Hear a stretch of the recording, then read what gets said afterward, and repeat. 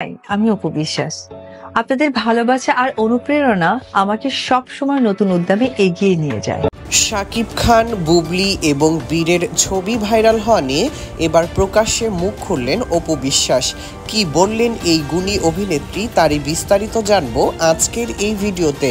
তাই ভিডিওটির শুরুতে একটি লাইক দিয়ে সম্পূর্ণ দেখতে থাকুন। শাকিব খান, বুবলি এবং বীরের ছবিগুলো ভাইরাল হওয়ার পর থেকেই নেটিজেনরা অপেক্ষা করছিল অপু বিশ্বাস কি প্রতিক্রিয়া জানায়। কিন্তু অপু বিশ্বাস কি কোনো প্রতিক্রিয়া জানিয়েছে?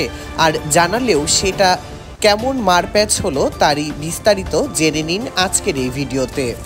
সম্প্রতি অপু বিশ্বাসের একটি ঘনিষ্ঠ সূত্র থেকে জানা গেছে যে শাকিব খান, বুবলি এবং বীরের ছবিগুলো ভাইরাল হওয়ার পর সেগুলো নাকি জয় দেখেছে।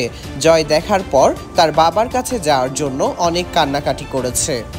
জয় তার মা অপু বিশ্বাসকে বলেছে, আমি বাবাকে অনেক মিস করছি।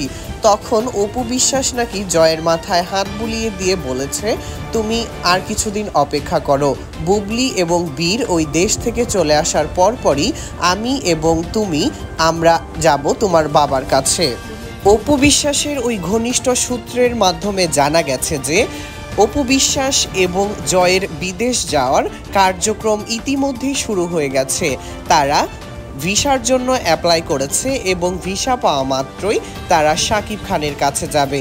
এবং যে সকল ছবিগুলো বুবলি এবং বীরের সাথে ভাইরাল হয়েছে তার চেয়ে আরও ভালো ভালো ছবি পোস্ট করে অপু বিশ্বাস এর দাঁত ভাঙা জবাব দিবে বলে আশা করা যাচ্ছে।